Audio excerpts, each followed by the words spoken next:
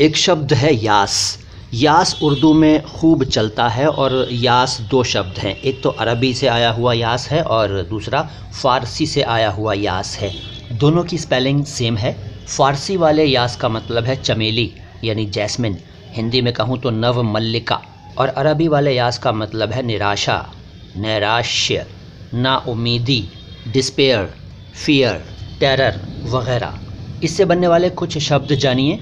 यास अंगेज़।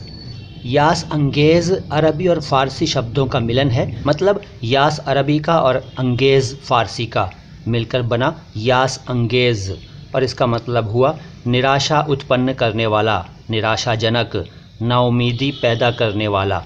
और दूसरा है यास आमेज़। ये भी अरबी के यास और फ़ारसी के आमेज़ से बना है, और यास आमेज़ का मतलब है निराशापूर्ण, जिसमें निराशा भरी हो, नाउम्मीदी भरा।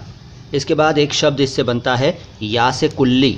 यास कुल्ली का मतलब है अटर डिस्पेयर, यानी पूर्ण निराशा, मुकम्मल नाउम्मीदी। तो बताइए ये वर्ड्स आपको कैसे लगे? यकीनन आपको आज भी नई जानकारी मिली होगी हमारे हर वीडियो की तरह। तो देखते रहिए माय हिंदी माय उर्दू। मैं मोइन शम्सी हूँ। सलाम हिंदुस्तान।